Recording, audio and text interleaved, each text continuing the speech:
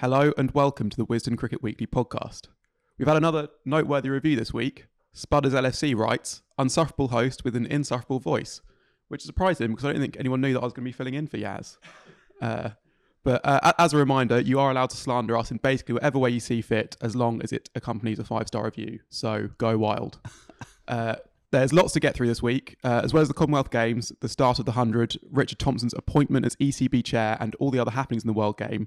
We'll also take some time to look back in depth at South Africa's 2003 Test Series draw in England, a series which saw the end of the Hussein era and the start of Vaughan's reign, breakout performances from Graham Smith and Andrew Flintoff, and the final Test century of a certain Mark Butcher, who joins us in person today. Mark, how's it going? Yeah, very good. Lovely to be back. Centre Parks was a welcome break, but I'm now fit and raring to go. That's good. Rested and rotated and backfiring. We've also got Wisden Cricket Monthly magazine editor Joe Harman, who wrote an excellent feature on that very series in the new issue of Wisden Cricket Monthly out this week, and Taha Hashim, who was 6 years old when that series took place. Oh, jeez. Hello, Taha. Hello, Joe. Yeah, I really have to do my research for this one. Let's start at Edgbaston, where New Zealand beat England to Commonwealth Games bronze, and Australia, no surprises there, claimed gold ahead of India. We'll get to the cricket itself in a second, but in a way the most remarkable thing about it was Tahlia McGrath's participation in the final. She tested positive for COVID-19 and had low-level symptoms, but was still allowed to play. She sat masked up away from her teammates while Australia were batting, and waved her teammates away from celebrating with her after taking the catch of Shafali Verma in the field. But it's remarkable how quickly the world has moved on, given that it's only 8 months ago that Pat Cummins missed an Ashes test just for being a close contact for someone with COVID. And now we've got a player who is literally COVID positive, just playing as normal, essentially. Yeah, well, you wonder how long that might have been going on anyway, don't you? In some certain, in some of the places that I've been, when the testing was, you still had to sort of test negative or whatever. They basically put the whatever it is, the testing stick in your general vicinity and then walked off and said you were fine. So you wonder how long that has actually been going on, but obviously not officially, players having COVID and being out there on the park. I mean, it's interesting, isn't it? Obviously the vaccines have changed a lot for the better in terms of people being able to go about their daily lives in a relatively normal way. There was something that I saw on Twitter yesterday, and of course you have to be a little bit careful. Didn't sort of check the veracity of it, but they were saying that in Australia the sort of the third highest cause of death now is COVID over there in Australia itself. Of course they were very heavily locked down for a long period of time, weren't they? But they don't seem to be entirely on top of things over there at the moment since coming out of it. So yeah, I mean, interesting. As interesting as India losing another final, maybe not, but it's worth talking about. Yeah, well, there has been a bit of sort of backlash to that decision, but I can't really tell if it is just the sort of changing world and something we are going to have to get used to, basically. But let's Harmanpreet, India's captain, seemed fine with it, really. And she said she didn't want to see McGrath pulled out at the last minute. I think if the opposition kick up a stink, then there's going to be an issue. But I think there is an understanding, potentially based on what Butcher's saying, that this might be one where you've got a positive, but this kind of thing has probably been happening quite a lot, perhaps. So to drag someone out of a big final at the last minute would have seemed perhaps a bit unfair and churlish, given that people are wandering around the country with COVID day in, day out at the moment, and that's within the rules. So yeah, well, I mean, I think the other part of it is the fact that it was a final, I guess.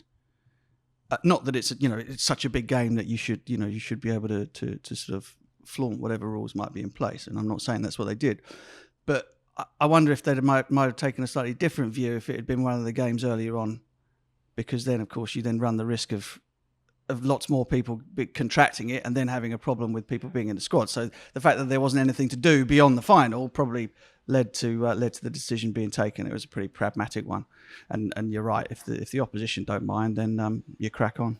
I mean, McGrath herself had a pretty poor game, having had a pretty... Not surprised, she wasn't feeling very well. Yeah, no, but that's the thing, but it's not just that, but also like, I imagine that while you're playing this huge game in your career, you're also just constantly thinking about the fact that COVID, I can't go near my teammates, like, like... She was ushering them away at one point, wasn't she? I think. Yeah, exactly. Did she take a catch and they came to sort of circle her and she kind of sent everyone away? So that's it's an odd thing to have in the back of your mind when you're taking a catch, that you can't let anyone near you after. So almost I can't really even sort of envisage like anyone having a really good game, like being able to put aside the illness, but also just like the constant thinking about it. Yeah, I think you're right. I mean, it's a really good point. I mean, it's probably not a great pick, is what you're saying. Yeah. And also that thing about like, they win and she's kind of has to still keep her distance and that kind of thing. It's just just bizarre. I remember when I saw the sort of news flash up that she was playing, having tested, I was just like,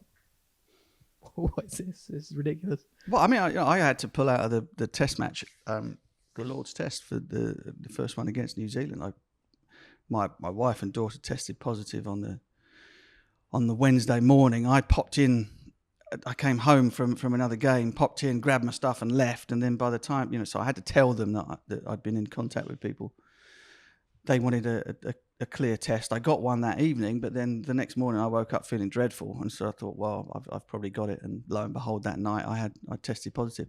And so from a work point of view, we would need two negative lateral flow tests before they let us come back to work. So different organisations obviously have different ways of dealing with it. And I get you're sitting in an enclosed box with these people, with so if you've mics. got it, everyone's going to get it. Yeah, with lip mics and various other stuff. So yeah. I guess you sort of touched on it, Taha, that it almost shows how keen Australia were to include her. It's how important McGrath's become so quickly. And although Australia won, which is what we'd all expected, this was a close game. India needed 17 off the last 2 overs. They had 4 wickets in hand and then sort of collapsed at the end. I don't know, was this Australia being beatable and just squeezing over the line, or was this Australia knowing how to get it done when it kind of came down to it, do you think, Joe? I think in those scenarios, I pretty much always think Australia are going to get over the line and that they've got things under control, even when, to all intents and purposes, they don't seem to. And it was similar to the first game of the tournament as well, which was a game that Australia shouldn't have really won. But still, you look at the depth of their side, just looks like they've always got the quality to come good, particularly in big games. And there is that thing now where India have lost a lot of finals and they've got that mental hurdle to overcome as well. But I think it was a good. I think in general it was a good tournament. I think it was, from the bits I saw, it was a good advert for the game. That horrible cliche. But I think it was, and actually, I mean, Taha said before, this India getting to the final, I think is good for the game as well if we want to expand it beyond its kind of traditional boundaries. England will be disappointed, but I think we're going to come onto that. Yeah, well, let's do it now. I mean, they came fourth. They lost a close game by 4 runs to India in the semi-final, and then were thumped by New Zealand. I wonder if they had almost more of a hangover than New Zealand. New Zealand go into a semi with Australia and think, well, we're probably, we're going to need to do something really good to win here, so you're not so disappointed. Whereas England come so close and then end up playing the match they don't want to play in. But you actually were more disappointed by their semi-final performance, Joe. Yeah, I found it frustrating to watch. They didn't bowl particularly well. Certainly up top, they bowled poorly. Then they pulled it back and were left with a chaseable target of 160 pretty much. Mm-hmm. Yeah, 160 odd. And they got off to a bit of a flyer. So Sophia Dunkley scored a quick 20, and then Danny White continued it. And they were really, really strong position. And then it was a Siva and Amy Jones partnership for quite a long period of the game, the middle overs. And I just thought again, another awful cliche, lacked intent. But they were really, both of them were playing the same role, which was to knock it around. Siva was struggling uncharacteristically. I could see she needs to just stay in there and hope that fluency comes. But I thought Amy Jones should have gone out harder. She was going at pretty much a run a ball. And the required run rate kept creeping up. And I thought it was just a poorly judged chase in the end. And it felt almost inevitable that they were going to come up short because they just left themselves too much to do. And I thought it was naive, particularly when it was almost like they were playing thinking that they had the tail that they used to have, where England have struggled for lower order hitters beyond Brunt. But Eccleston gives it a whack. I mean, she hit the last ball game for 6, didn't she? Exactly. And there you think, well, I thought she should have come in when Bouchier came on anyway. But they shouldn't have really been chasing that required run rate. It should have been much more manageable than it was. And I think they'll be kicking themselves looking back on that. New Zealand was different. They just played very poorly against India. I think it was a poor kind of game management. I don't know how much of that is to do with Heather Knight not being part of the group, not having a skipper there probably doesn't help, or whether Siva maybe tightened up a little bit with the bat because she had so much responsibility on her shoulders as captain. But it was not the Siva knock that we've come to expect over the last couple of years, which is fair enough. She can't play brilliantly every time. But if she doesn't, then she needs a bit more support around her, I think. Taha, you were impressed by some of the newer faces in the England camp. Yeah, I mean, kind of the expectation was that England should be at least getting to the final, and then at the very least getting a bronze medal, which sounds weird. But I mean, I still found it quite exciting watching them throughout the tournament, just because there are just some newer faces in there. Capsey is brilliant. We saw it kind of last year in the 100, but then obviously to then still come into an England team and the way she's played, going down the track to Shabnam Ismail in that game against South Africa and getting a half century, and just some of her shots through the offside were brilliant. Freya Kemp came in and was kind of like the final box ticked in an attack which had pretty decent pace, right arm pace, left arm pace, spin, a leg spinner, a left arm spinner, an offie as well. And yeah, I mean, it's funny because like Joe's saying,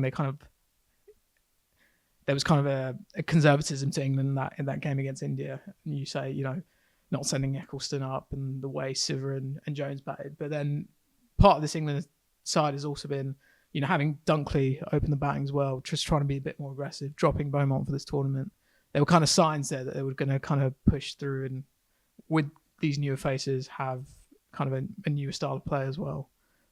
So it's, in the end, it'll be kind of like a one to look back on as a maybe good in the long term type of thing. If you're going to put a positive spin on it, basically. Yeah, well, just before we started recording, the news broke that Lisa Keightley is stepping down as England head coach at the end of the summer. That decision was reached before the Commonwealth Games, according to the ECB, and the statement reads that both parties agreed the time was right to ensure the next head coach has time to work with the squad in the lead up to the next Women's T20 World Cup.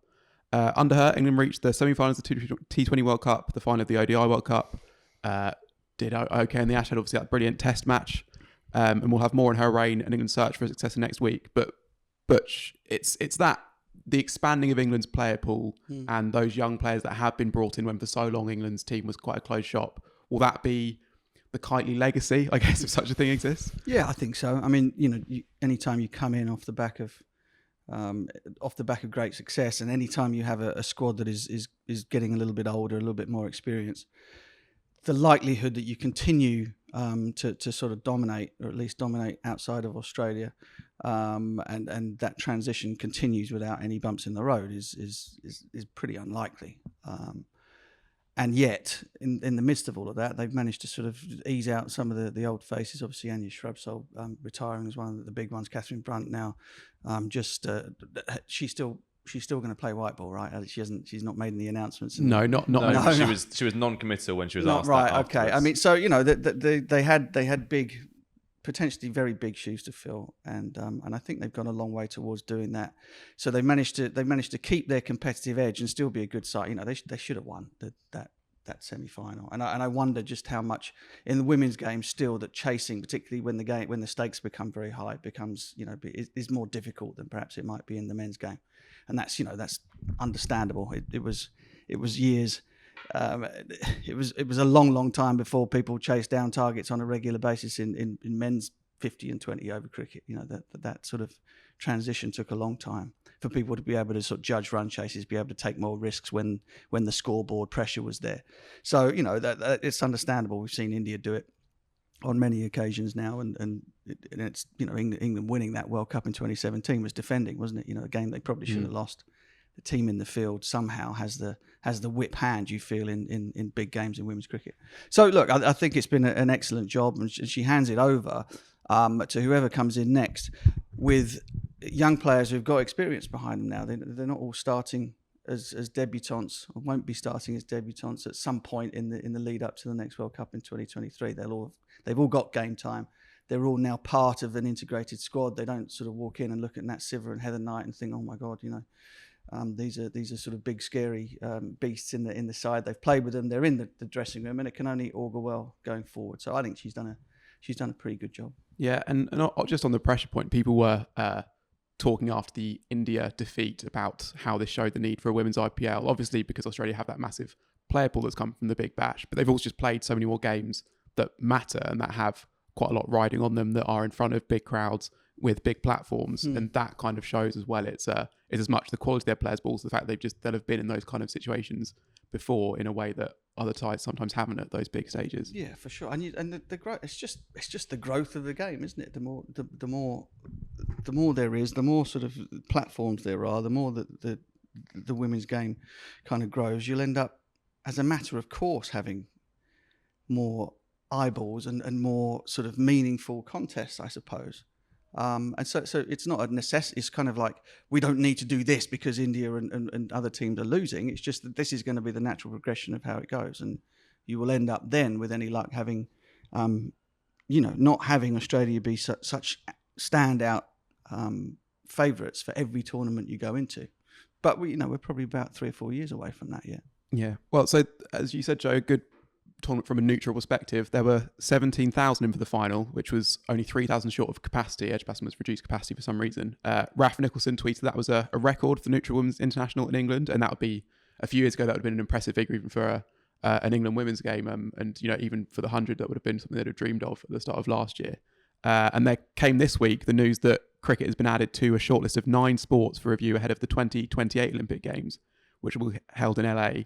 At a time when international cricket needs all the oxygen it can get, that would be hugely welcome, wouldn't it, Taha, if cricket were finally to be in that multi-sport event? Yeah, I mean, I just don't really see the downside to it. The schedule would be the only one. Yeah, but and I'm not saying that is significant enough to be put into the mix, but there is a lot of cricket around. And so I think historically that was kind of the ECB's reluctance towards the Olympics. I think Giles Clark was, he was like, well, it's going to eat into our summer, we'll lose a lot of money. But you can also kind of understand now this growing argument where, I mean, I guess I'm just seeing it from an England point of view and from not other teams, but you could have a team playing in the Olympics in a shorter form, and I guess you could still have Test cricket here, right?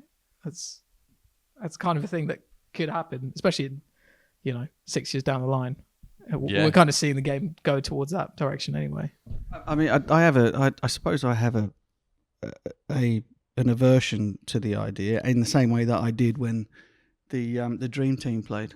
I know the Olympic ideal is not quite what it used to be in terms of amateur sports people, etc. And I know those days are long gone, but I still find the idea of professional paid sports people in an Olympic Games, which is the showcase for sports that do not have year-round spotlights, seasons that come in and out every single year. And I understand it from the point of view of trying to grow the game beyond the eyes of other people, but given the congestion that there is, and given that there is so little room for anything else, you would imagine. Adding yet another competition, another player drain into something which traditionally I don't think cricket belongs is, I'm willing to have somebody come and tell me I'm talking nonsense, but it just doesn't feel like something that I'd be massively excited about, put it that way. No, and I guess there's an element that is sort of, as England-centric cricket supporters, maybe it's not really for us. It's not It's about exposure for other nations. It's about giving more opportunities for teams to play cricket on a big stage, and for GB it would be that doesn't really matter particularly because there are bigger fish to fry. But in terms of the global game, I think I'm for it in that step. But I think that there is a risk for us as cricket fans that it falls a bit flat. Like, I mean, Olympic football or soccer has never had any interest for me whatsoever, and I'm a massive football fan. And cricket might feel a bit like that for us as well when it's on at the Olympics, but hopefully it doesn't feel like that for loads of other people who are potentially coming to the game for the first time, or other emerging nations get a chance to play it on a bigger stage. And I just, I don't know, there's always this inherent conservatism for cricket to kind of do something different. We've felt it for the last few years with the 100. I'm not trying to equate those two arguments, but like, what's the worst that's going to happen from it? Yeah, that's a genuine question. I don't really know what's. Yeah. I don't think there are huge downsides either. Yeah, cool. Yeah, well, there may be some upsides. Good. Sorted. Elsewhere, the ECB's long search for a chair has finally come to an end, with it announced that Richard Thompson, currently the chair at Surrey, will take up the role from the beginning of September. Joe, what can we expect from him? I don't know if I can answer that, to be honest. Okay. I don't. Well, okay, so he did an interview with the cricketer in 2018 when he had just resigned from the ECB board. He was unhappy that decisions were being made that he wasn't being consulted on or even aware of. I think this is particularly the Colin Graves era where he was sort of his own man. And, one example was launching a lawsuit against ESPN, which Richard Thompson only heard about in the press. And I don't think he wanted to be affiliated with some of those things. So he stood down. But in that interview, it's always interesting going back to what people say before they get roles that they probably didn't expect to get. Rob Key being a good recent example. But Richard Thompson talked about red ball cricket being the gold standard, championship cricket being the gold standard. So that's where legacies are left and careers are made. And he continues, there's got to be a real sense that we can't allow red ball cricket to become diminished any further or devalued anymore. So, those are strong words I think most of us in this room agree with. A lot of traditional cricket fans agree with. The question is, when you're in that position, what can you do effectively to make sure that belief is followed? And that'll be really interesting to see if he can continue to do that. Another interesting element is Surrey voted against the 100, have not been vociferous in support of it since. Now you've got the former Surrey chairman in that position at the ECB. Look, anyone who thinks the 100 is going to disappear as a result of this, sorry folks, that's not happening. But it will be interesting to see how that potential tension develops, given that the club he represented previously were not on board with this as a project and didn't really see the value in it, albeit as a rich club that didn't necessarily need it in the way that some other counties might have benefited from its support, financially at least. Well, I suppose that'd be an interesting thing in that when he was in charge of Surrey, that might well have been what he believed from a principal point of view as well, but it made sense from a business point of view for Surrey because they were one of the counties who could sort of support themselves and didn't need this cash injection. So if they had something that they felt was going to diminish their standing as, the oval side, that would be something they would be against from a, even though it might have also had magnanimous intentions from a self-interest point of view as well. But you know him quite well. What sort of personality is it going to be? Rubbing people up the wrong way like Graves and Clark? Or he doesn't suffer fools, that is for sure. And he will stand his corner on things that he believes strongly in. I mean, Tomo was a very successful businessman before he had his first go at being chairman of Surrey. So he was chairman for that period where Surrey County Cricket Club started to win championships and to build that sort of fantastic team around the turn of the century. He then walked away and went off and pursued other interests and then sort of saw the way that things were going here at the club, didn't like what he saw and decided to come back again. So he's kind of got that perspective of somebody that's been in the job, has then gone off and pursued other business interests, but then come back to it simply out of the love for the club and the love for the game. I was in on some of the meetings because I was a Surrey General Committee member, and I was in with some of the meetings with the ECB when it was getting very, very fractious because, clearly not having one of the big counties, one of the big grounds on board with 100 was a big problem for the ECB, and Richard very much stood his corner and very much spoke up for the other counties. He understood that the position that Surrey is and was in then was very different from a lot of the others, and was very keen to sort of point out, I mean, for us, we kind of, we feel as though we put on T20 tournaments and T20 matches as well as anything, and nothing that you can do with a team that is not Surrey is going to be any better than what we do here already. So from our point of view, you need to sell it a little bit better. And from everybody else's point of view, there is a danger that they're kind of signing their death warrant with it. And he was very keen to kind of try and point that out. And that was the reason why Surrey took the stand that they did. And as it's turned out, that there was no stopping the 100. But I think it's an important sort of marker for somebody like him to lay down in terms of having the other 17 chairmen sort of look at him and go, okay, well, this guy was willing to stick his neck out for us on an issue as big as this, even when Surrey County Cricket Club didn't need to and didn't have to. So that's the kind of guy you're dealing with. On a personal level, terrific fun, great fella to be around. Very, very sociable, very sort of willing to mix and to talk to various people. But you get on the wrong side of him, you're in serious trouble. So that's what you got, and it's I think it's really interesting to have somebody with his background and his time in the game and his time in the sport taking over at this, which feels like a really pivotal moment in the game in this country, and wider than that. With the UAE League and the problems that Australia are now finding with their players for the Big Bash and the proliferation of franchise tournaments around the world, all of this type of stuff. It's going to need a strong lead, and I think he's that. Okay. Well, ahead of the Test series which starts next week, the South Africa are playing against a Lions side at Canterbury. Often Lions squads are not too interesting, but given this is the first Red Bull Lions squad of the McCullum era and the Test squads have been very similar so far, I think there maybe is a little bit to be read into them, possibly. So just quickly, Sam Billington as captain, Brooke Robinson Overton, you'd all expect to be there, being on the fringe of the Test side. Sam Cook's in there as well. Liam Patton-White and Will Jacks, the two spin options, which I guess is notable considering the Pakistan series later this year. And then Sam Connors, who's a tall Derbyshire quick, and James Rue, an 18-year-old Somerset keeper who made his maiden first-class 100 recently, are the two most unknown faces.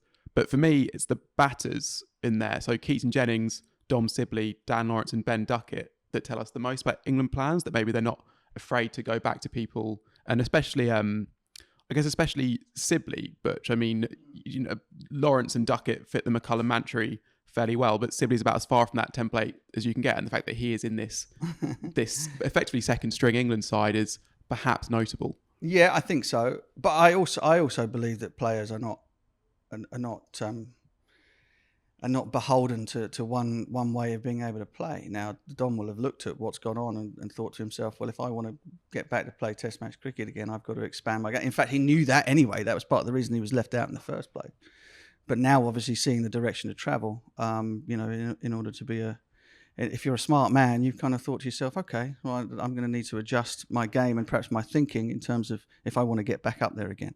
Keaton Jennings is another example, somebody that's kind of he's had a decent season, hasn't he? There've been a few guys who have made runs who have had a go before. I definitely think that that's an advantage for players to have experienced Test match cricket and failed. It certainly shouldn't rule you out of getting another go at it at some point down the line. But at the moment, the door appears to be shut. I mean, other names on there. I mean, Dan Lawrence is interesting because he's found his moment has kind of come and gone, hasn't it?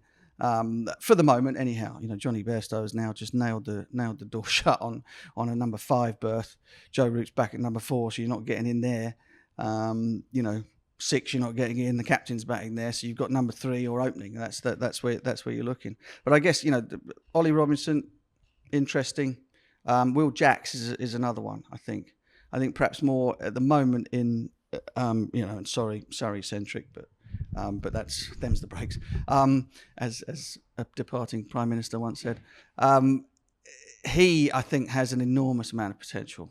You think what England did in terms of their investment in Moeen Ali as an off spinner back in the early days when he wasn't an off spinner, he was a batter that bowled a bit of part time stuff. Well, Will Jacks is similar.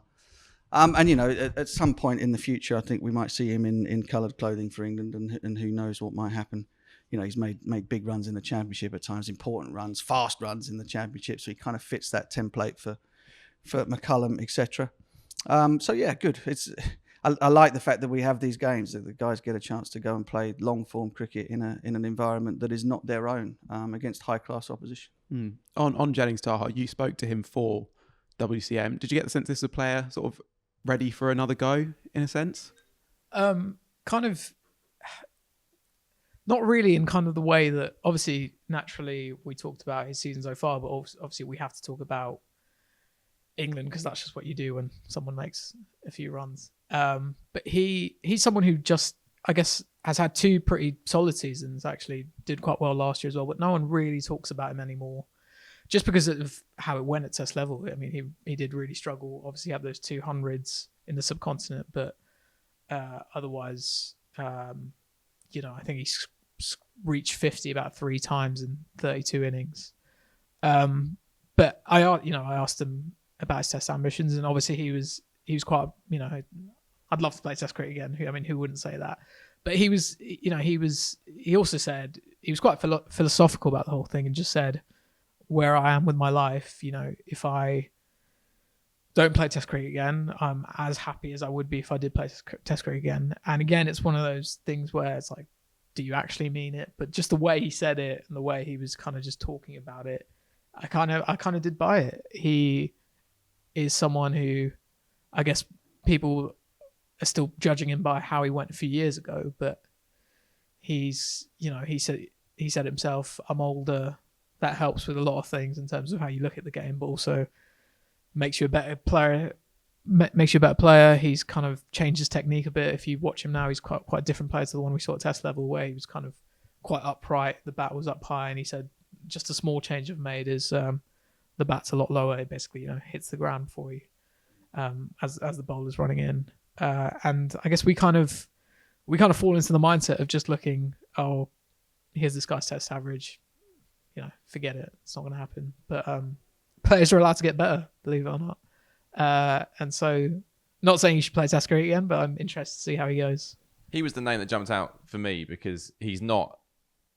Sibley has sort of recently been dropped and was picked for the Lions tour, which he didn't go on quite recently. Mm-hmm. So he's sort of in that kind of next in line bit. And then they pick young players who they just want to have a look at. There's no reason to go back to Jennings at this point unless you are considering him as a potential Test cricketer again. And we've got trip to Pakistan in, December, the Test series out there? Yep. He's got a century in Gaul. He's got a century in Mumbai. If Crawley has failed throughout the South Africa series, which on recent form is perfectly possible, do they get to a point eventually where they have to say, well, we can't continue picking him? And if they do get to that point and they're looking for an opener who can play spin well, we talked about Hasib Hamid a couple of pods ago about being a potential kind of horses for courses selection for those reasons.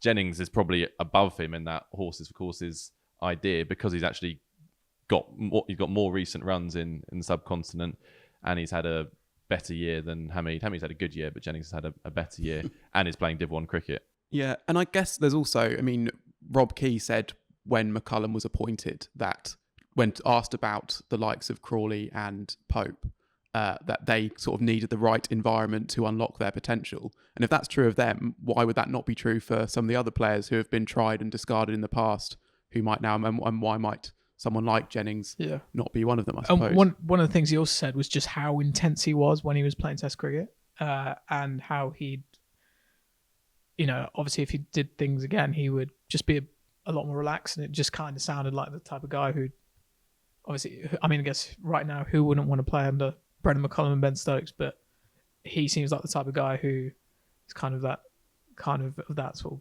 far more chilled out mindset of understanding that it's not the end of the world if you don't get runs today, and he's kind of got there in his career.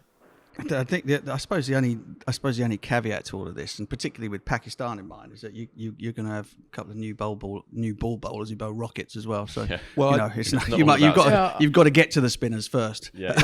If you look at what the spinners averaged in that Australia-Pakistan series this year, then actually maybe it's the pace needs to worry about. But but anyway, no, I'm good to see him enjoying his cricket and playing well. The men's 100 has started. I don't know if anyone noticed that. Probably the moment the competition came at Lords yesterday when Tottenham Hotspur's Harry Kane and Matt Doherty came out to whack a few balls before play started. Harry Kane also did the toss in Morgan's stead. That was actually more interesting than the game itself. Well, we're only a few games in, so we won't get too deep into the analysis of it. But it's all about enjoyment. So, Taha, have you enjoyed it? Has it grabbed your attention, passed you by? Well, I've kind of enjoyed one game, which was here. Oval Invincibles versus London Spirit, where Oval Invincibles were like 12 for 4 or something chasing it, and the game's pretty much dead. And then Danny Briggs, having bowled just 5 balls, suddenly turns it up with the bat, as does Sunil Narayan. I think they need 6 off the last ball, and then just fell short. But it was, a genuinely great game, good atmosphere as well.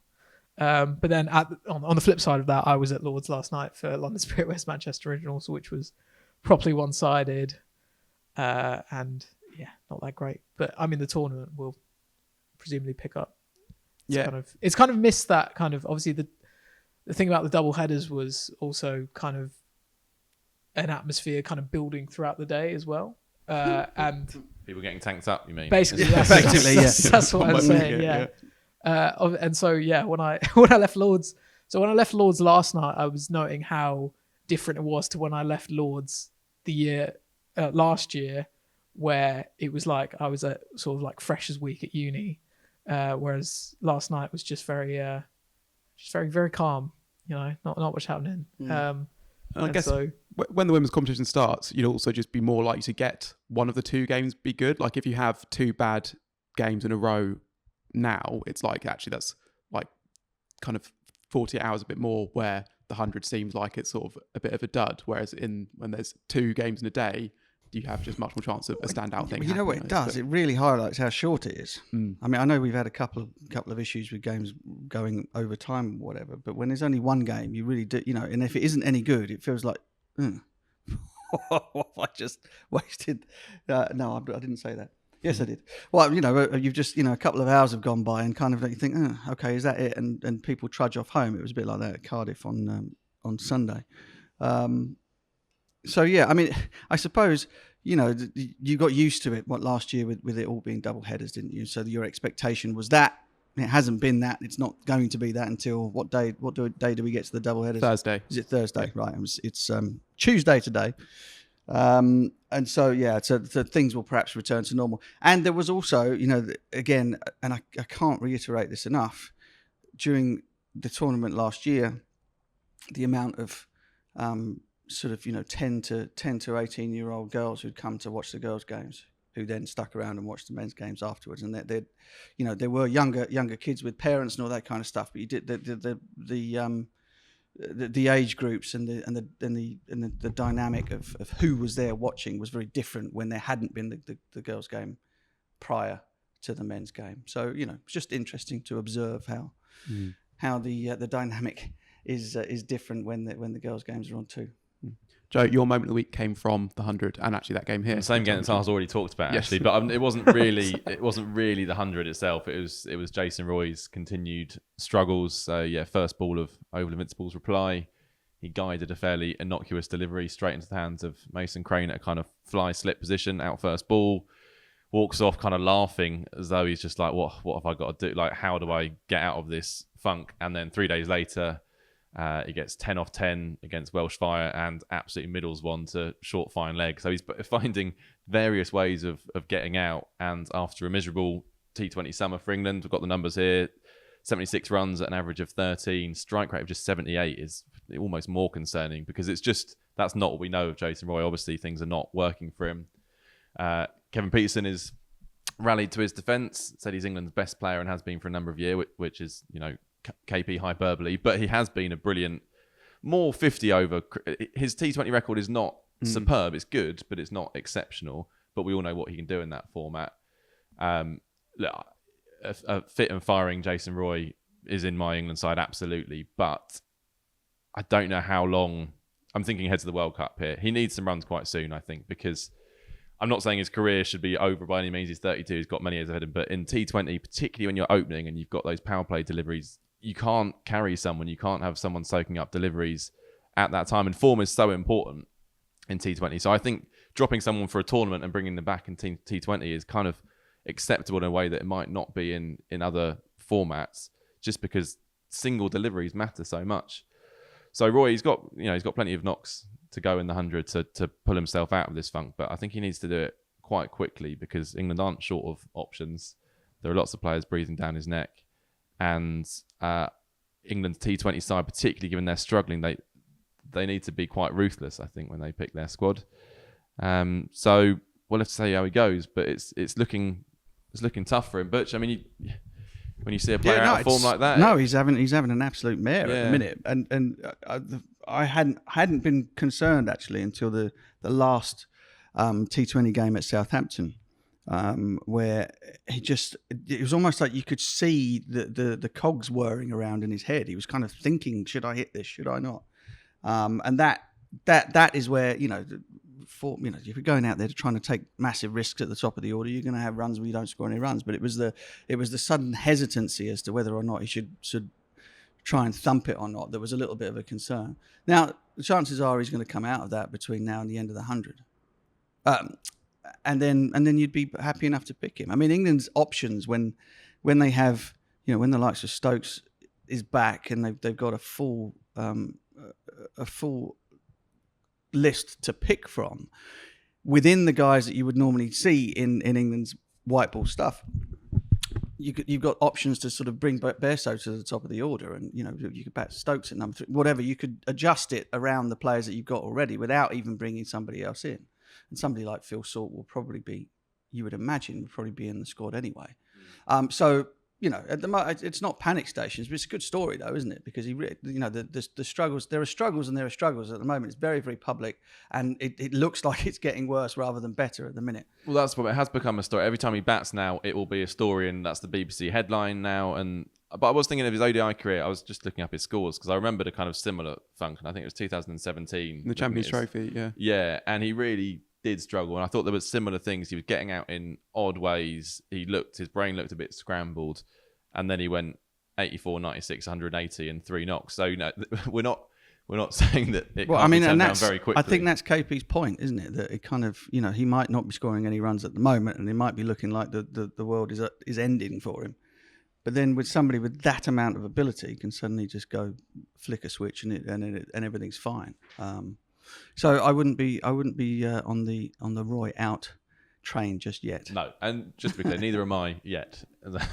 But yeah, I mean, just in terms of other options on the notable performances, James Vince made an unbeaten 71 in Southern Braves opening win, and Will Jackson already mentioned, but he played maybe the innings of the 100, 81 or 45 against Welsh Fire when no other Oval Invincibles player scored it much above a run a ball. And Owen Morgan is back in form as well. He's played 2 sparkling cameos for London Spirit after having had a month doing not very much. Unbelievable. Having spent the last month with him on all of those England white ball games, and kind of he was showing very little enthusiasm for getting the pads back on again. And first time out, he smokes it everywhere. Good on him. And the Spirit of two from 2 as well, which is a massive turnaround from last year. Already won more games this year than they did in the whole of last season. Yeah, they were dismal last year, weren't they? On to county cricket, where the One Day Cup is well underway. The game of the competition so far, again, came at the Oval. Unfortunately, we try and not be too Surrey biased, but it's tough when that's how it falls. Surrey burglar tie, having been 226 for 8, chasing 294 to win against Warwickshire. Nick Kimber made 84 off 51, and then Matt Dunn smashed 34 off 19 from number 10 before falling with the scores level. 19-year-old Tom Prest has played the innings of the competition without a doubt, hitting 181 for Hampshire against Kent. And there's been some big transfer news in county cricket as well, with Ryan Higgins returning to Middlesex from Gloucestershire. Undoubtedly an excellent signing, although Middlesex fans may well rue the 5 years he spent away from the club, having left because of a dearth of first-team opportunities. Ollie Robinson might argue he's played the innings of the competition. That's so true. far. Yes, yeah, he played that double 100. I guess I thought of Ollie Robinson as more of an established name, whereas Prest it was a real under 19 star bolt from the blue kind of thing. Fair enough. I just sense some angry Kent fans ready to. Yes, yeah, and I think they'll be irate at the fact that it's been reported in the Evening Standard that Darren Stevens is set to leave the club at the end of the season. Yeah, he might well have already played his last game. He sustained an injury in a One Day Cup game, and it looks like he won't recover from that by the end of the season. And there's no word yet on if another county will give him. Come on, Leicestershire. Yeah, Where exactly. are you? The fairy tale return. Taha, your moment of the week is from the One Day Cup. It was Worcestershire's Kashif Ali scoring 100 on his list day debut. And his story itself is very fascinating. He spent years playing second team cricket, originally from Pakistan, originally from Kashmir. I think moved over here when he was 12 or something, and has played for so many second team sides. But basically his breakthrough, he landed a Worcestershire short-term contract a couple of months ago, and then got a long-term deal this month. But his kind of breakthroughs come from being part of the South Asian Cricket Academy, which was basically set up last year. This is their first kind of They started running through the winter, and this is their first summer. And essentially, it is basically to, the galling statistic that has done the rounds in English cricket for the last few years is that players of South Asian heritage make up 30% of the recreational playing base, but that drops to about 5% at professional level. And so the academy has been set up for players who are 18 plus, who have kind of been rejected by the system, and is trying to get them into the professional game. So they've been playing games against county second 11 oppositions all summer. They played Worcestershire in April, and Kashyap was playing for the South Asian Cricket Academy and scored a half century. From there, he kind of was trialling with Worcestershire, made tons of runs for the twos, and is now, fully fledged within the setup. Has made his first class debut, has played this list A game, scored 100, played a few last games as well. So it's just quite an interesting program they've got going, quite revolutionary in a sense, kind of similar along the lines of ACE in terms of administrators weren't doing enough, and so people have just decided that we're going to do it. Basically, SACA has no funding from the ECB. It's been done. Funding's come through Birmingham City University. It's co-founded by Tom Brown, an academic who's done a lot of research in this topic, and Kabir Ali, who obviously played for England. And so they're kind of basically showing up administrators because they're showing how much talent is out there. They've beaten, in their first summer, they've beaten Northants second 11s. They beat Surrey second 11s. I went to that game a couple months ago and watched them, take on a Surrey team that had Dan Moriarty and Amaverdi bowling for them and win. So it's kind of just basically showing how much talent's out there. So Kashyap is one guy, but there's loads of players out there who are really impressing for them and kind of pushing for the chance to basically rectify this kind of gross sort of underrepresentation. Yeah. Well, Taha has done an in-depth feature on SACA, which we published on Wisden.com this week. And there's, as he says, Kashyap is just one of the stories. There are loads and loads of stories, and there's obviously common themes, but individual narratives and stuff. It's definitely well worth a read. Look out for that one. I will quickly run through what's happened in the international game this week, and then we'll get onto the East Africa series. So India beat West Indies 4-1 in a T20I series. They've now won 5 out of 6 series since the T20 World Cup, drawing the other one. They are quite good. Obed McCoy took 6 for 17 in the second game of that series, which was West Indies' best ever T20 figures, and then 2 for 66 in the fourth, which was West Indies' most expensive T20 figures. So cricket comes at you quite fast. Over in Harare, Zimbabwe beaten Bangladesh in an ODI series, winning the first 2 games due to a couple of unbeaten hundreds from Zakanda Raza, rescuing his side from a couple of tricky positions. His reaction to winning the first in front of a pretty healthy, pretty raucous crowd is worth seeking out as a real sort of lean back and roar after taking the ball to the boundary. And finally, South Africa beat Ireland 2-0 in the T20I series, and New Zealand completed their Euro trip of Ireland, Scotland and the Netherlands with a blemishless record. So well done to them. Right then, let's cast our minds back to 2003. And as I said, Joe has done an excellent feature on this in the issue of Wisden Cricket Monthly out this week. So if you enjoy this chat, pick it up. Let's start from the start with the first test, which was drawn. Graham Smith making 277 and Michael Vaughan 156. Nasser Hussain then resigns as captain, having been considering doing so in the lead up to the series, and with Vaughan his clear successor in the form of his life. Joe, you write that Hussain didn't even tell his family that he was planning on quitting for fear of being talked out of it. But you obviously played a key part in that series. Did you sense it coming, or did it shock you? I know exactly what happened, because I think I gave Nasser a ride home from the game, and we were sat in the car park of the hotel, and I tried to talk him out of it. He was, but it was clear that he was kind of done. He'd had enough, and was, questioning everything about why he was doing it, and whether or not the team were kind of behind him anymore. Vaughan had obviously taken over the 50 over side, and he was the coming man, and I think he just realised that his time was up. So as much as I did my best to try and tell him that it was all going to be okay, he quite rightly ignored everything I said and retired between the first and second test match. I thought it was interesting. So I was reading his book in putting this piece together. I hadn't realised that even before, because Vaughan's one day side had done really well that summer, and I think Nasser felt the pressure on him and had already volunteered to stand down, and Fletcher said no, it's not quite the right time, but admitted that he was impressed with Vaughan's leadership. So it was all, you could sense it all closing in on him.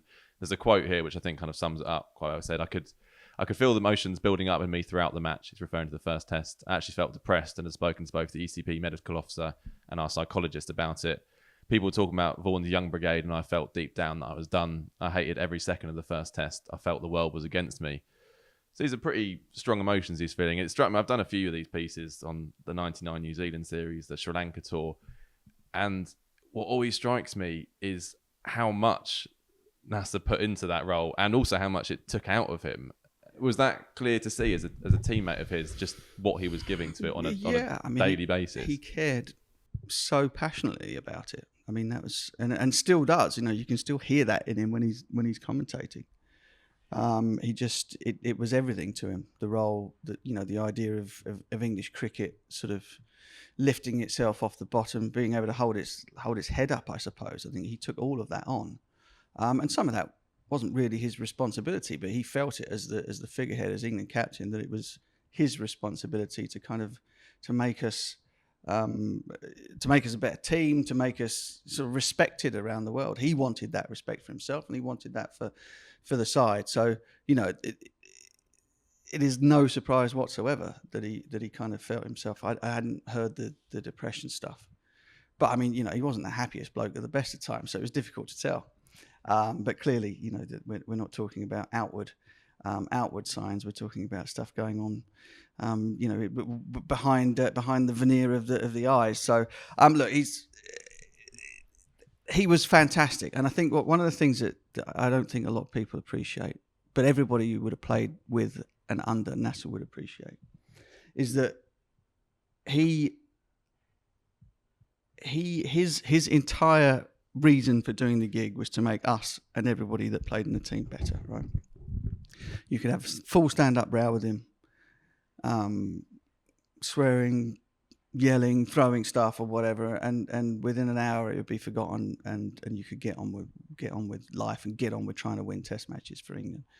And so he was entirely the right man at the right time. And I think, you know, again, looking back at it, that his decision was as good a decision as he made about anything, you know, with all of the other stuff that he had to take on board in terms of making calls about certain players and laying his hat on people like Vaughan and Trescothick and these guys, and bringing back some of the older players who'd been discarded on the South African tour, Duncan Fletcher's first, and bringing them back because there weren't better players around, you know. The decision to step down when he did was as good a decision as he made, because he understood that he had taken the team as far as he could take it, and that there were younger players along with the experienced players, of which he was one, who didn't need to have their hands held all the way through every encounter, and that they were willing and able to take on their own risks, take on their own responsibilities, and kind of be a more aggressive and progressive England team. And he knew he wasn't the man to captain that, but Vaughan was. And you know, therein lies a great leader, not only knowing what to do when you're in it, but knowing when to walk away from it. And that came with his retirement as well, I guess, when he was, you know, played well in that Test match, but recognised that Strauss was the coming man, and he probably could have stuck around, right, and played for a while longer. I don't think there was no one demanding that he go or anything, but he sort of was like, this is the right thing for the team, so did it from that point of view. I wanted to ask about the second Test and about Hussain as well, because in the piece, Joe, you said that Hussain dropped Graham Smith on 8 and he went on to make another double 100, and Vaughan said that he basically shouldn't have picked Hussain, that he was in no sort of fit state to play, and yet in the second of that game he goes and kind of makes 70. And I can't work out how he can do that, basically, whether it's in spite of everything that's going on or because of it, and what kind of personality that makes him. It's kind of crazy. Well, it sounds like Nasser's head had gone, so I guess he was just on autopilot or something like that, because I don't know if you were a witness to this, but at the end of that Test match, Vaughan pulls Hussain to one side and gives him a bollocking and says that this attitude is either you're with me or you're against me, basically, and reassured him that there is a place for you in this side, but you've got to not behave like this. And he said Nasser said he was sort of not grateful at the time, I'm sure, but said he needed a slap around the face to kind of shake him out of that. And then from then on, things were a bit easier with him and Vaughan. Yeah, I didn't know that had happened. Again, that was another thing that I wasn't party to at the time. But from that moment on, Nas was back in. He fielded at short leg, stuck the helmet on, went from captain to boot heel, and was absolutely fine. I think I don't know what the next Test match was after Lords. We got a shellacking, didn't we? And Freddie made his first 100. Is that right? He got 100 in New second Zealand, innings. hadn't he? Oh no, sorry, he made his 100. first home 100. First home 100. That's right, in the second innings. But we fell well short, and then Teeny took 10 or 11 for, I think. And then the next test would have been what, Trent Bridge? Yeah. Okay, so so there you go. The conversation that Vaughan has with Nasser, and then Nasser's performance. He and I both made hundreds in the first innings at Trent Bridge, and we win the test. So he was back, right? Yeah. How immediate was Vaughan's impact? Because I think looking back now, people like to say Hussain instilled the discipline in the England team, and then Vaughan gave them the license to express themselves. But I guess at that moment, when England have, they're 1-0 down, having had much the worst of the first two tests, sort of that must not have felt like a huge moment of progress, I guess, especially when the Vaughan era starts with getting thrashed by an innings. Did it feel like, was that impact immediate, or did it kind of feel like it was sort of undulating for a time, I guess? You know what? I've got no idea. Again, it sounds like I wasn't there, but I don't know. I think we were a good team. We had some really good players knocking around at that time, and we'd run into Graham Smith, who was, just on a mission. Obviously, he had a big point to prove as captain as well. Didn't Nasser call him what's his name or something during the toss of the first test? So he came out and wanted to prove that he was the youngest leader ever of South Africa, and wanted to prove that he was worthy of that position, and came out like a man possessed in the first two test matches. But we drew the first one. Weather wasn't great the first one. Second one at Lords, we had our moments in that test match as well. It wasn't a massive pushover, and there were just enough performances in that Lords test match to sort of show, well, we shouldn't be. There's nothing to be afraid of with these guys. We got the right end of a good toss, batted first at Trent Bridge, and put big runs on the board, and from there on in, it was us. I think there was a big call in that third test at Trent Bridge, and that both Glenn Chappell and James Keightley were both in the squad. There'd been an injury. We've had a lot of injuries to the bowlers in that summer, because that's how Bickers, etc., ended up playing at the end. And I was one of the senior players, so I remember I'd have a net, and Duncan would come over, and Vaughan would come over. Who do you think? And I went for Chappie. I mean, Chappie used to get me out for fun in the championship, so I never wanted to bat against him. And I think pretty much everybody else said the same thing, and they went with James Keightley, who obviously took six for in the second innings. And then never played again, because they were slightly concerned that he was going to get called for throwing if he played again. I think that's how that worked out. Yeah. So a little crossroads moment for Glenn Chappell's career, but also a decision that ended up paying dividends in the Test match. And so we're back in the series. So Vaughan's first real chance to have made decisions that weren't hangovers from the previous captain. You win the test, and we played bloody well, and it was great. So away you go. And he and Duncan immediately seemed to have a really good rapport. I mean, Nasser and Duncan had a terrific rapport, but again, there was something in that relationship between himself and Duncan that sort of clicked almost straight away. And they had their guys, and the emphasis shifted a little bit towards the younger fellas than it was from us. I mean, obviously Nasser and I had played a lot of Test match cricket together, and he sort of implicitly trusted people like myself and some of the older players. And then Vaughan would suddenly the conversations would be veering towards guys like Giles and Trescothick and things like that. They'd perhaps be first port of call rather than us. So it was a little shift, a little sort of generational shift there. Mm. And are you on Graham Smith himself? Like, obviously now he's like this titan of South African cricket, and as much for his leadership as for his batting. What was your impression of him as a character? I guess were you able to have? Did you have a beer at the end of the series? Did you? No. He very much sort of was very gruff and kind of kept himself to himself. And that's again, it was all part of. And I think I read stuff that he's written in the past about him putting up a veneer, putting the mask on and trying to be,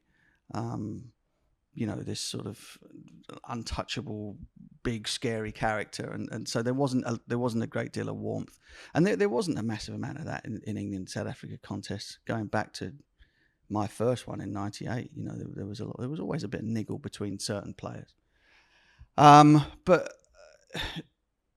one thing that you noticed again about them was that on the front foot, they were very, very tough, very, very difficult to beat. But you always felt as though there were moments with his captaincy, as there had been with Hansi's, that they would kind of miss the opportunity to really bury you in a contest, or make, just take slightly a more conservative turn, which would give us confidence that when push came to shove, we'd be able to knock them over. Very different from playing against Australian teams, whereby you made the wrong call, you took a backward step, or you didn't press on with an advantage you had, you were going to pay for it later. And so that was something that I noticed anyway about his captaincy, that it followed a similar pattern to a lot of the other South African teams that I played against, whereby they were just a tiny bit conservative against you, which always left the door open for you to kind of come back in. And what are the kind of things you're talking about in the dressing room when you've got a player like that who's he's batting in a kind of a weird way, basically, and you can't seem to get him out, and he's also like a new guy, so you won't have seen a huge amount of him before. Joe, in the piece, it said that James Keightley thought the solution was just moving square leg around a little bit, which sounds too simple to be true. Yeah, well, he was talking about Fletcher and Fletcher's obsession with angles and the kind of science of cricket. So I think Keightley specifically talks about moving square leg to try and cut down some of his scoring options. But I think that was one small example of Keightley said he really enjoyed playing under Fletcher because he thought about cricket in a similar way and he liked dissecting it. I'm sure for some players they're like, what does that mean? Or that doesn't relate to me. But Keightley enjoyed it. Fletcher always comes across as a really quite exceptional coach when I speak to people about his one-on-one handling of players and the things he noticed. Yeah, I think you're right. I mean, I think there were quite a lot of disagreements actually about Graeme Smith, and that might give you a reason, an indication as to why he was so successful, particularly in the first two Test matches. Because as a left-handed player, I always thought to myself, well, if the guy has got a very, very closed bat face and doesn't really want to hit the ball through the offside, you've got two options. One is you force him to try and hit the ball through the offside. So your length and your line needs to go a lot wider, but then your killer ball to him still ought to be the one that swings back in, for the simple reason that with the bat coming down closed in the first place, if the ball starts to move further towards the leg side, he's playing with like that much of the bat, because it's already shut. And I think Matthew Hoggard would prove that later, in the 2004 away series when he kind of kept knocking him over with the one swinging back, and Smith, rather like Hayden, was sort of like ended up flat on his face. But where there was an intense disagreement about that between the bowlers and Fletch. Fletch wanted to go the other way. Fletch wanted to go across him off stump. But if you were tight enough to off stump with the ball not really moving, he would still hit that through the leg side. So we weren't all on the same page as far as bowling to Graeme Smith was concerned. And I think that was reflected very much in the returns that he had in that series. Mm. The fourth test was another good game. Gary Kirst made an 8-hour 130 to hold South Africa together in the first. Doesn't sound like a good game to me. Well, I mean, England got close to parity and then reduced South Africa 200 That was a good game. Just the thought of watching Gary Kirsten bat for 8 hours. Yes, not most people's idea. Was that Headingley? Yes, yeah. Oh man. And then Andrew Hall. There was a thing there. Trez and I don't know if this was second innings.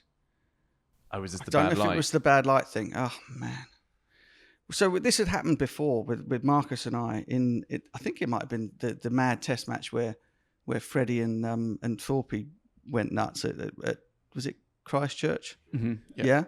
So really green pitch, and I think second innings, Trez and I come out and we just fling the bat at it basically. We kind of like and we're going great, but then the light closes in and we have a conversation in the middle of the park, I said, well, we're massacring them at the moment. Why would we go off? You know? And he sort of went, yeah, I think you're right. Next ball, cuts it straight to point out like this. Oh, fuck. Nothing to do with the light. Didn't but see just, the fielder there. Yeah. No, nothing to do with the light. Just, unlucky. Creamed it. Went straight to point out. And I swear to God, this is why what happened at Headingley. I might be reading far too much into it, but similar thing is happening. We are smoking them all over the place. And I can see the clouds rolling in. It looks really, really dark. And my first thought is we're staying out here because they're toast. They run through all the bowling changes and we just keep smashing them everywhere. And you know what it gets like at Headingley where it's difficult to stop people from scoring. Anyway, Trez sort of sidles up to me and he goes, "Oh, what do you think?" I said, "Mate, I'm not going anywhere. This is good." And he's like, "Yeah, I'm not all that sure." Anyway, so the clouds get closer and closer, and eventually it gets dark, and the umpires come over and have a chat. And Trez is like, "Look, I think we should go." And I'm like, "Are you sure?" And he said, "Yeah, I think we should go." And at that point, I was a senior player in that partnership, but at that point, I'm thinking to myself, I can't persuade, if a bloke doesn't want to be out there batting, I can't persuade him to stay out there and bat, right? So I just I think I remember I put my helmet strap in my mouth and kind of walk off very slowly like this.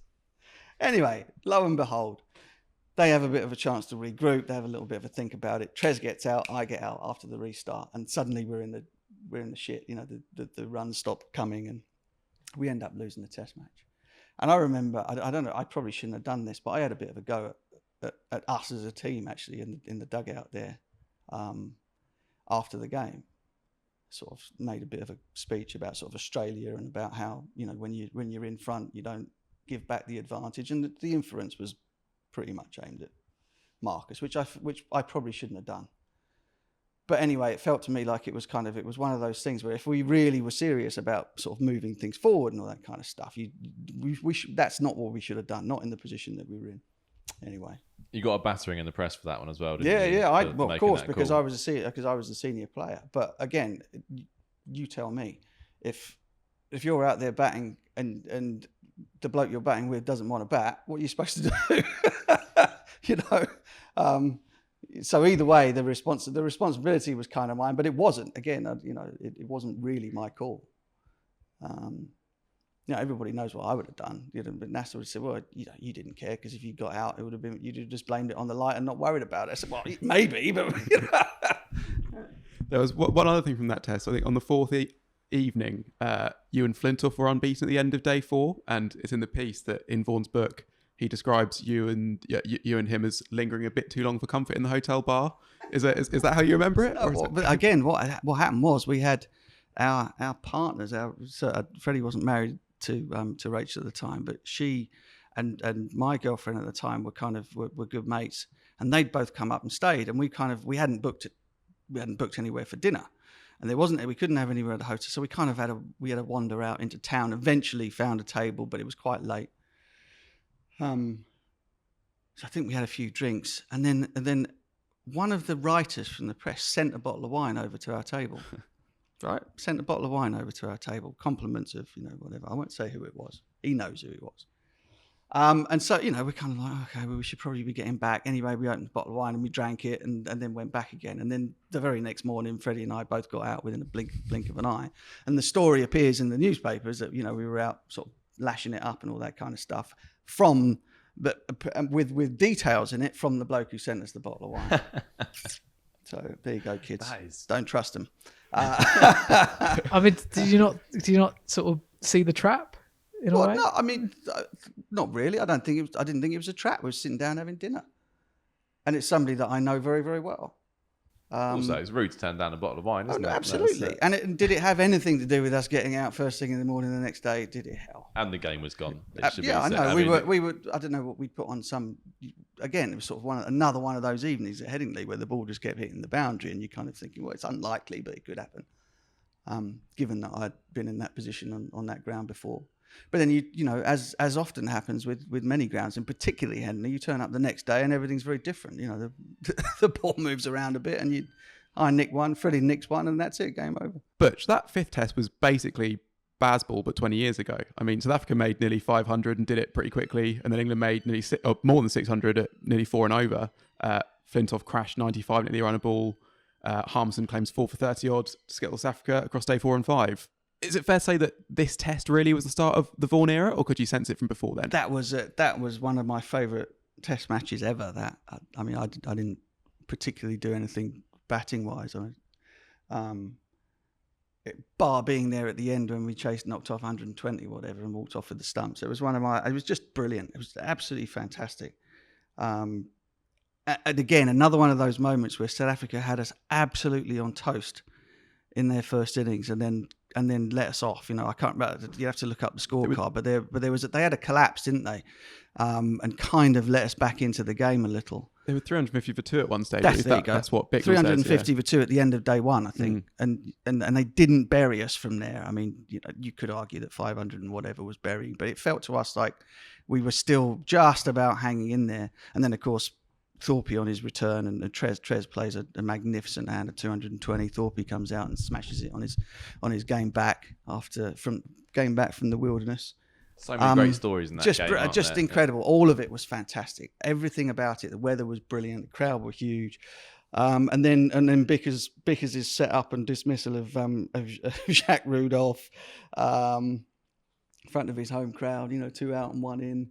And we knocked them over for nothing, didn't we? In the third innings of the game, they had a bit of a South Africa moment in the third innings. And 2-2-9, Harmison and Bicknell taking 4 each. Yeah, and that was it. And it was just left for us to go and sort of strut to the end. And 2-2 felt like 2-2 after the first 2 Test matches. You'd have had long odds on that being the score at the end of that series, I think.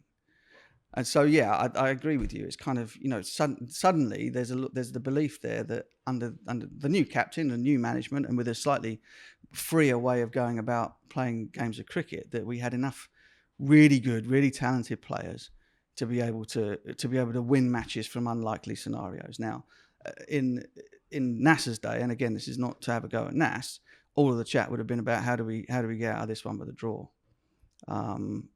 And we may or may not have managed to do that. Probably not. But, you win a game having conceded 500 back in 2003 was not something that happened in England very often. Yeah, and we should talk about Flintoff, who was player of the series in that series. Obviously made the brilliant 140-odd and then a really quick 95 in that 5th test to sort of give him enough time. How kind of revolutionary did he feel, and how much of a breakthrough did it feel like for him? I know he'd got that 100 over the winter, but did this feel like a player who we didn't know had this in him, or was this sort of like Flintoff kind of coming good on lots of promise, or what was the feeling like around him? Yeah, it was a coming of age series for him. And again, I don't know that Freddie particularly sort of got on well with either Nasser or Vaughan. I don't think there was ever a sort of like a real close relationship, but under Vaughan, he perhaps felt like he had a bit more of a free rein to go and to do what he wanted to do. And again, was surrounded by a lot of people who were good players. I think if you're sort of like this superstar all-rounder, but your top order doesn't ever score any runs and your bowling attack's a bit pants, apart from Richard Hadley, I suppose. You could look at that and go and sort of you get buried under the weight of your own expectations, for your expectations for yourself or the expectations that other people have of you. And then suddenly he's involved in this team environment where the batters are able to score runs. He's surrounded by other bowlers who are very, very good. And then he's able to come out there and have some fun. Go out there and do what he does best, which is be bloody destructive with the bat and bowl rockets with the ball. And also if South Africa had Graham Smith as this sort of the big bear, the big intimidating bloke, then we had one that was, I'd take Freddie, put it this way, if I'm having to put cash on who's going to win that contest. So we also had our own guy that wasn't going to be pushed around by anybody. And he absolutely relished that. And was allowed to do so. Well, if you enjoyed that, make sure to pick up the new issue of Wisden Cricket Monthly out this week with Joe's piece in that series, Not Sales Besides, including an interview with another gritty, uncompromising South Africa captain aiming to put some English noses out of joint. Joe, tell us about that. Yeah, this is a good interview, actually. It was done by a South African writer called Luke Alfred, who got hold of Dean Elgar for us a few weeks ago. Spoke to Elgar about his rebuilding of the South African side around a campfire in one of those sort of team bonding exercises before they went to the Caribbean. They won there. They've done brilliantly since. They're top of the World Test Championship table, for those who don't follow that table religiously, everyone apart from Ben. So they're going to be a good side to play against. But Luke did well in asking him about his thoughts of New England, and Elgar's response I thought was quite amusing, in that he said, the New England style is quite interesting, but I don't see that there's longevity in brave cricket, because I see things evening out over time. There's often parity between England and New Zealand, and had New Zealand taken their opportunities and their catches, then things could have been very different. England would have come away with egg on their faces. So I think Elgar fancies that his South Africa side, who are going to play far more pragmatically than Ben Stokes' team, have a little bit of an opening there. And it's going to be, I'm really excited about this series. I think it's going to be fascinating to see a really strong South African attack going up against an England batting unit who are just going to play their shots. South Africa's batting is a bit weaker, I think. But that, Rabada and Nortje versus, Bairstow Stokes route is going to be brilliant watching this summer. And Elgar's he's a sort of old school test skipper. So it'll be interesting to see this kind of clash of cultures, which is the theme that we've lent on for the cover of the magazine this month. Yeah, we'll have a full preview of that series next week. But Joe, tell us what else is in the mag that's worth checking out. There's a brilliant piece from Adam Collins, who was out in Sri Lanka covering the Australia series. So he was in Gaul whilst Sri Lanka were pulling off an incredible Test match win, set against the backdrop of civil unrest, chaos, really. But he witnessed that the Gaul fort became a sort of battleground between Sri Lankan fans who wanted to be up there. The authorities kept trying to take them down because they didn't want them up there protesting during a televised Test match. So Colo's kind of attention was between these two things, and he writes it beautifully. He's done a lot of stuff for us over the years, but I think this might be the best piece he's done. I really enjoyed it, and it's about more than cricket, which is always a good start for any cricket piece, I think. So that's definitely worth reading. Nice column from Mark Ramprakash this month on form, the vagaries of form, how it can elude you, how you can get it back. Looking at Bairstow in particular this summer, and how he's been able to kind of get back to, well, not get back, to get to new levels that we never thought he could reach. And in amongst it, we've got Andrew Miller's kind of mea culpa for coining the term Bazball, which he did on the Cricinfo podcast a little while back, not knowing that it would have a life of its own. And I don't think Key or McCullum are particularly fond of Bazball as a term. So Andrew tries to explain what it means, where it comes from, and apologises for it being everywhere as well. Yeah. Nice. Well, make sure to pick up a copy. That's all we have time for this week. Thanks, Taha. Thanks, Mark. Thanks, Joe. And if you have enjoyed listening, please leave us a nice, maybe even a 5-star review on the app of your choice. Cheers.